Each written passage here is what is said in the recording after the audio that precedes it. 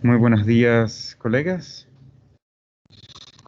Vamos a dar inicio en esta mañana a una charla en torno a las masas mediastinales en los niños. La publicación que fue el fundamento teórico de esta presentación se encuentra en la parte de las imágenes pediátricas con correlación radiológica patológica de la revista Radiographics de RSNA, publicado recientemente en el año actual. En dicha revista acá son los centros que son contributorios a este artículo, a esta publicación. Lo que sigue es una selección de casos e imágenes del mismo artículo que está disponible en línea para su profundización en caso les interese. Los objetivos brevemente distinguir que lo que hacemos es generamos el diagnóstico diferencial para los tumores mediastinales en los niños en base a la clasificación que ha realizado el Grupo de Interés Internacional de Malignidad del Timo de los compartimentos mediastinales que los redefinen a partir de imágenes de corte transversal. Y lo vamos a revisar eso, su utilidad clínica y a nivel de las imágenes. También describir las características de imágenes de los tumores más comunes a nivel mediastinal en los niños en base a sus características patológicas. También enfatizan en el artículo, cosa que no vamos a hacer durante la presentación, hallazgos inmunohistoquímicos, genéticos, histológicos en masas que sean de aspecto similar a las imágenes. Hay imágenes de correlación histopatológica en el artículo para el que le interese profundizar en ese ámbito. Ten en cuenta que, bueno, los compartimentos del mediastino tienen su clasificación clásica, pero lo que están proponiendo acá es un esquema basado en la anatomía, en función de imágenes multiplanares o desarrollado por el grupo anteriormente mencionado, el Grupo de Interés Internacional de Malignidad del Timo. Fue aplicado también a otros tumores mediastinales, no solo del timo, de donde esta no es útil en la revisión. Con este sistema tenemos 3 divisiones, a lo mismo, a igual que la anteriormente propuesta. Ahora vamos a comparar los dos, pero la nueva clasificación subdivide el mediastino en prevascular, visceral y paravertebral.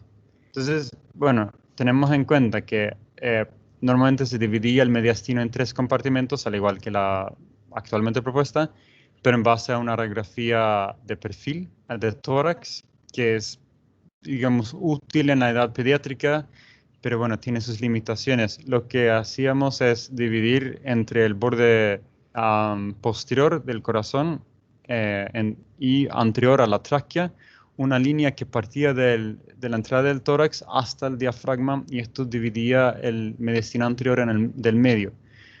Luego una línea arbitraria aproximadamente 1 centímetro detrás del borde anterior de las vértebras, de los cuerpos vertebrales torácicas.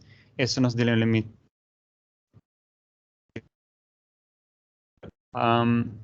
la clasificación actual en los diferentes compartimentos se basa, como ya he mencionado, en las imágenes multiplanares con corte axial, lo que nos permite una definición anatómica tal vez un poco más precisa.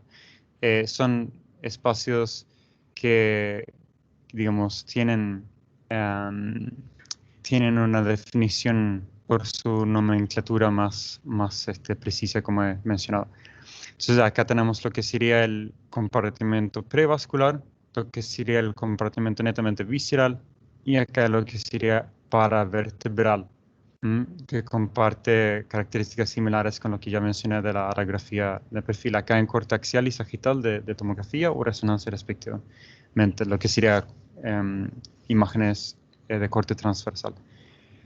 Y cuando usamos esta clasificación, dividimos las diferentes etiologías de masas mediastinales en diferentes tipos y en los compartimentos donde se ven más frecuentemente y en sus hallazgos pertinentes.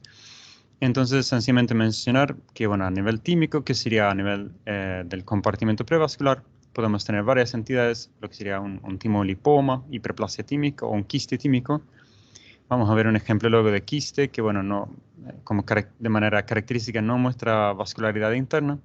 Las otras entidades muestran grasa macroscópica, tanto la hiperplasia como el lipoma tímico. Después, bueno, hay diferentes masas de origen vascular, diferentes malformaciones, la sien linfática venosa o el hemangioma infantil. Esta entidad es más frecuente que lo que vamos a ver, lo que sería el hemangioendotelioma caposiforme, pero bueno, no hubo ejemplo pictográfico de esto, sino de aquello.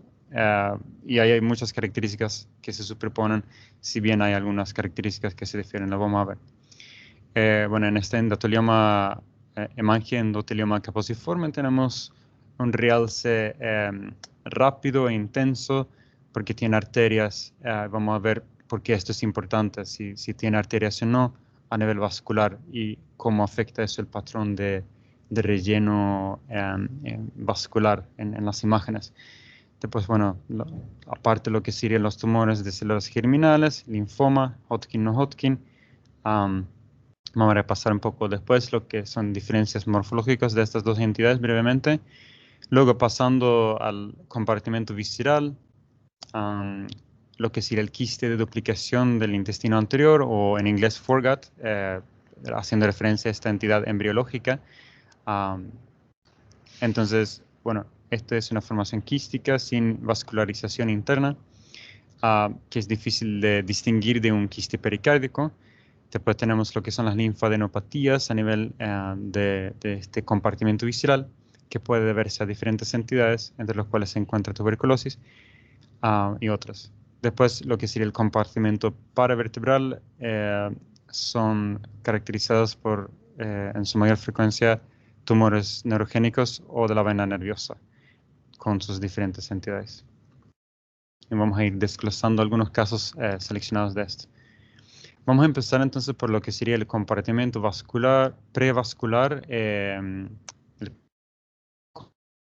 compartimento más en el corte axial y sagital respectivamente. Acá tenemos el caso de una dama de 16 años que presenta en la radiografía torácica frente una masa mediastínica que respeta el borde de la silueta. Estuve revisando, hay quienes alegan que el antiguo llamado signo de la silueta es un término que habría que actualizar, ya que es una pérdida de la silueta característica, pero bueno, tener acá en cuenta que la continuación con la línea, digamos, del reborde izquierdo cardíaco nos indica que esto es una masa en el espacio anterior. Y entonces esto no guarda relación con el ilio, vemos una distinción con el ilio, y esta masa cuando se traslada a una imagen por resonancia, vemos una masa hiperintensa, hiperintensa de manera homogéneamente hiperintensa, adyacente al borde cardíaco izquierdo. Esta es una imagen ponderada en T2 con supresión de grasa en corte axial. Después, cuando lo trasladamos a una imagen ponderada en T1 con realce por gadolinio, vemos que no tenemos realce a nivel de la imagen anteriormente descrita. Y esto, bueno, todo fue compatible con un quiste del timo, característicamente no realza y, bueno, es hiperintenso con su presión grasa, lo cual nos indica su contenido líquido y, bueno, su correlación en las diferentes. Hacer importancia sobre la entidad conocida como linfoma, realmente cabe destacarlo porque es la tercera malignidad más frecuente en los niños. Ronda entre los 10 y los 15% de todos los cánceres pediátricos en total. Si hablamos de las masas mediastinales, como sí es la más frecuente, la edad de presentación ronda entre los 2 y los 12 años de edad, donde tenemos si bien no vamos a entrar en detalle, pero lo que sería el linfoma no Hodgkin y el linfoma de Hodgkin. El linfoma no Hodgkin es el más frecuente en niños menores de 10 años y a menudo se presenta ya como masa grande al momento del descubrimiento. Hecho desfavorable y lamentable. Lo que sería el linfoma de Hodgkin, por contraposición, bueno, sí, se ve como una masa visible en la radiografía de tórax en 2/3 de los casos, y comparando las dos entidades a nivel morfológico, macroscópico, en la tomografía se distingue una masa grande en el linfoma Hodgkin, heterogéneo lobulado en el mediastino prevascular. Lo que sería el linfoma no Hodgkin es más bien un agrandamiento difuso de aspecto nodular del timo. Ambas entidades pueden producirnos una adenopatía masiva a nivel del mediastino superior con un efecto masa sobre la vía aérea. Es importante destacar esto porque antes de realizar una tomografía en la que se somete al paciente en decúbito supino, es importante tratar de delimitar el riesgo de lo mismo porque, bueno, la compresión es mayor en caso de que la haya. Y tener esto en cuenta es importante en las imágenes previas. Acá tenemos el ejemplo de una paciente de sexo femenino de 16 años de edad, donde primero tenemos una radiografía torácica de proyección frente, posterior anterior, donde vemos una masa a nivel del mediastino izquierdo, que otra vez guarda relación con la silueta cardíaca, en continuidad con la misma, lo cual nos indica una topografía anterior. Y lo que vemos acá está analizado por las otras flechas. Acá azul es la misma masa a nivel de un corte axial de tomografía computada con aplicación de contraste endovenoso iodado, donde vemos entonces una masa grande en el compartimento prevascular, es adyacente al arco de la aorta, y tenemos acá estas regiones digamos, bastante bien delimitadas, hipodensas, dentro de la lesión descrita que nos hablan de necrosis. Cuando aplicamos la misma lesión que acá fue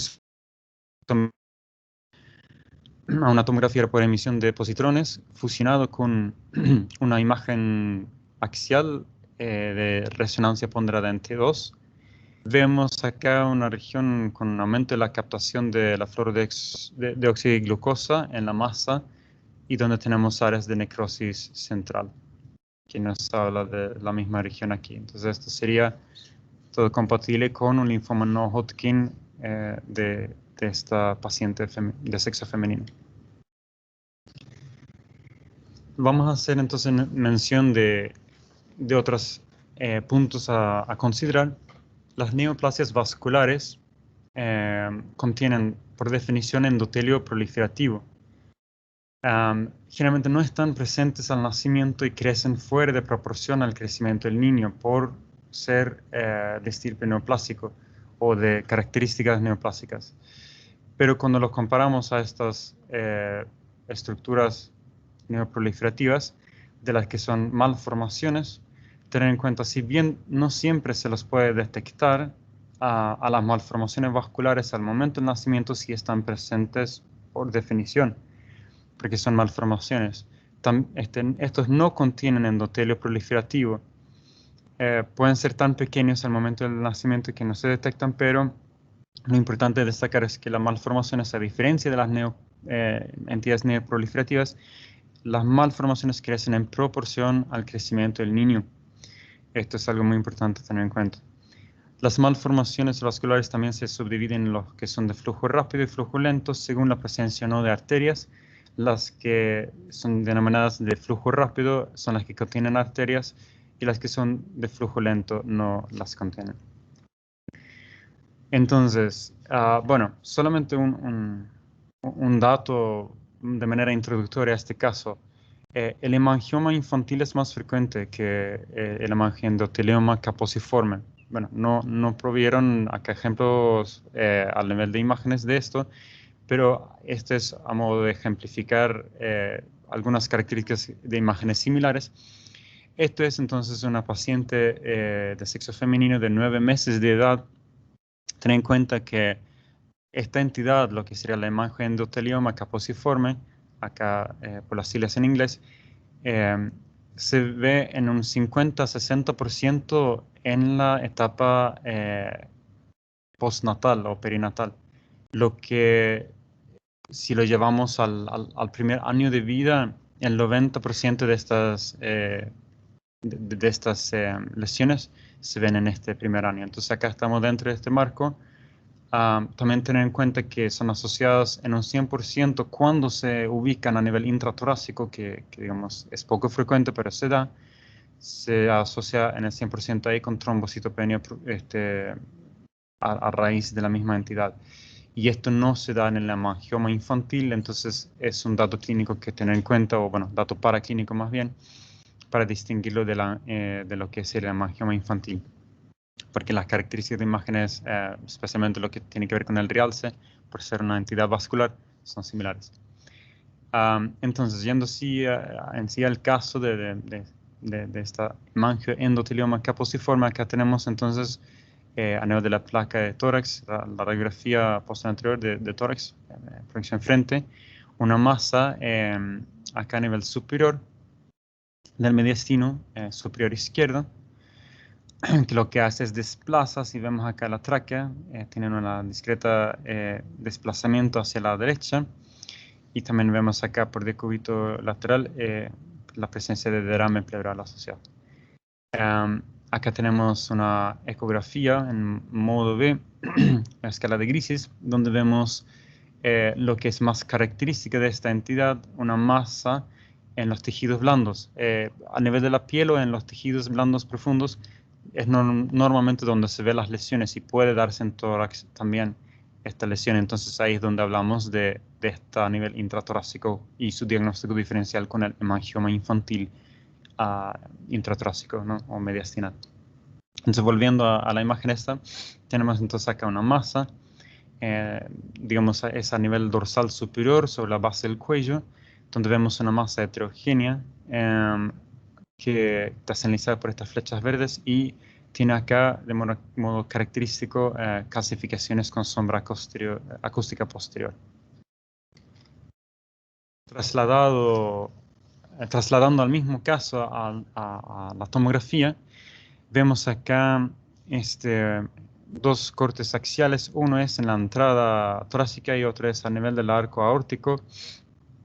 Vemos la presencia de una masa que capta de manera intensa y heterogénea al medio de contraste, que tiene infiltración de los tejidos blandos a nivel de la base del cuello y la pared torácica posterior, que también rodea a la aorta. Esta es acá señalizada por la letra A, está la aorta, el arco aórtico, en volumen parcial, y acá vemos entonces esta gran masa que está rodeando a la aorta, ¿no? También vemos que la tráquea, señalizada por la flecha verde, está siendo desplazada hacia la derecha. También vemos acá la presencia de derrame pleural sobre la imagen del hemitórax izquierdo. Cuando lo trasladamos a este mismo caso a imágenes de resonancia, vemos acá lo que sería un corte coronal en imágenes ponderadas en T2, la misma masa heterogénea a nivel del mediastino que está rodeando los grandes vasos, el espacio visceral, donde no es demostrada en esta imagen, pero las venas torácicas están patentes. Tenemos un edema que se extiende sobre los tejidos blandos, sobre el ápice izquierdo y con extensión hacia el miembro superior izquierdo acá. Acá está señalizada la aorta y lo que sería la arteria pulmonar izquierda, que también están acá adyacentes a esta masa. Entonces, sí, bueno, acá es lo que habíamos hablado, compartimento visceral, sí. Vamos a seguir con algunas otras menciones de este compartimento. Mencionar que los quistes de la duplicación o de duplicación del intestino anterior o foregut, distinguirlo de un quiste pericárdico es no del todo fácil, pero tener en cuenta que la ubicación del quiste de duplicación del intestino anterior es diferente normalmente el de quiste pericárdico. El quiste pericárdico, si bien por ser una estructura quística de por sí, son similares, pero la ubicación en el ángulo costofrénico sugiere que se trata de un quiste pericárdico y no del intestino anterior. Entonces acá tenemos el caso de un paciente de sexo masculino de 8 años de edad que a nivel de una ecografía en modo B sagital se muestra una estructura quística señalizada por esta flecha azul y vemos que es en el mediastino anterior a la aorta, ¿no? Que está señalizado aquí. En la tomografía contrastada corticoronal vemos una masa quística con escasa atenuación o hipoatenuante adyacente al esófago aquí y a las estructuras centrales del mediastino a nivel visceral, ¿no? Este es el compartimento visceral. Ten en cuenta que lo que serían las masas que realzan, ya hemos mencionado lo que es el hemangioendotelioma caposiforme, pero ten en cuenta que las masas que realzan suelen sugerir que sea una malformación ya sea venosa, ya sea un hemangioma infantil. Acordemos que estos crecen en desproporción al crecimiento del niño en sí, a cambio las malformaciones vasculares no. El hemangioendotelioma caposiforme que lo vimos, tener en cuenta lo que hablamos de flujo rápido y lento. En las malformaciones venosas, los canales se realzan más lentamente porque no tienen un componente arterial. En lo que son las hemangiomas infantiles, también lo que serían el hemangioendotelioma caposiforme, estos tienen un patrón de realce más brusco e intenso, siendo que tienen arterias alimenticias. Esto es lo que denominamos hace un rato atrás las de flujo rápido. Por eso es que mencionamos que los hemangiomas infantiles y el hemangioendotelioma caposiforme tienen un patrón de realce similar, por lo que es de tener en cuenta que cuando se ve el hemangioendotelioma caposiforme a nivel intratorácico, entonces tener en cuenta lo que es la trombocitopenia marcada o profunda, como lo llaman.